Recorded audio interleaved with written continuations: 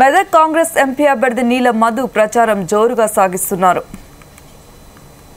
సదాశివపేట మండలం ఆత్మకూరులో చేపట్టిన రోడ్ షోకి విశేష స్పందన లభించింది. సంగారెడ్డి జిల్లా డీసీపీ అధ్యక్షులు నిర్మల జగ్గారెడ్డి సీనియర్ నేత పులిమామిడి రాజుతో కలిసి ర్యాలీ నిర్వహించారు. ఆత్మకూరులో కార్నర్ మీటింగ్లో నీలం మధు మాట్లాడుతూ బీఆర్ఎస్ పార్టీలో నాయకులు ఎవరూ లేనట్లుగా ఒక కలెక్టర్గా పనిచేసిన వ్యక్తికి ఎంపీ టికెట్ కేటాయించారని ఎద్దేవా చేశారు. పేద కుటుంబం నుంచి వచ్చిన తనకు కాంగ్రెస్ అధిష్టానం ఎంపీ టికెట్ ఇచ్చిందన్నారు. ముఖ్యంగా ఆత్మకూరులో రైతులు బ్యాంకులు లేక ఇబ్బందులు పడుతున్నారని, తాను బ్యాంకు నిర్మించే బాధ్యతను తీసుకుంటానని చెప్పారు.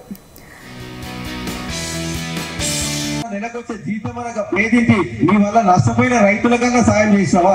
మానవత్వం అంటే నీళ్ళ మధు అనేది అంటారు.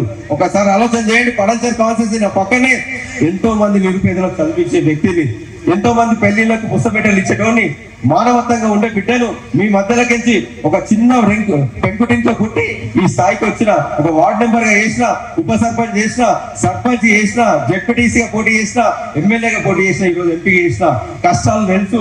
మీ మధ్యలో పుట్టి వచ్చినోని కాబట్టి కింది స్థాయి నాయకులకు, కింది ప్రజలకు ఏం కావాలో మాకు తెలుసు. మేము ఖచ్చితంగా గెలిచిన తర్వాత ఈ ప్రాంతంలో మా అక్క నిర్మలా జగ్గారెడ్డి గారు ఇక్కడ ఉన్న నాయకులందరం తీసుకొని వచ్చి ప్రతి గ్రామంలో ఏవైతే 10 ఏళ్ల నుంచి మన నష్టపోయిన రైతులు, ముఖ్యంగా ఇంతకుముందు మా కిషన్ నాయక్ గారు చెప్తారు, మాకు ఎస్టీలకు భూములు ఇచ్చిరన్నా కోర్టు భూములు ఇంకా కూడా రెగ్యులర్ అయితే లేవు, భూ సమస్యలు చాలా ఉన్నాయి, ఆ భూ సమస్యలు కూడా క్లియర్ చేయాలని చెప్పారు. ఖచ్చితంగా చేస్తామన్నా. మన ప్రభుత్వం ఉంది, ప్రజా ప్రభుత్వం ఉంది, ప్రజా పాలన నడుస్తుంది కాబట్టి మన అందరి ప్రభుత్వం ఉంది. మన సమస్యలు కూడా అందరూ కూడా ఇంకా 4.5 ఏళ్ళు 5 ఏళ్ళు మన ప్రభుత్వం ఉంటుంది కాబట్టి ఇప్పుడు వచ్చి 4 నెలలు అయింది. ఎలక్షన్ కోడ్ అయిపోయినాక ప్రతి గ్రామంలో, ప్రతి మండలంలో కలెక్టర్ను, ఆర్డీఓను, ఎంఆర్ఓను అందరినీ ఆఫీసర్లను తీసుకొచ్చి రివ్యూ చేసి భూ సమస్యలు తీరుస్తాం. ఇల్లు లేని వాళ్ళకి ఇళ్ల జాగాలు ఇప్పిస్తాం, ఇల్లు కట్టుకునే వాళ్ళకి 5 లక్షలు ఇస్తాం. ఎవరైతే నిరుపేదలు ఉన్నారో నిరుపేదల పక్షాన ఉంటామని చెప్పి తెలియజేస్తున్నా.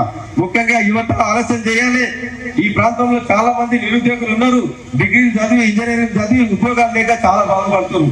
నేను గెలిచిన తర్వాత రాష్ట్రం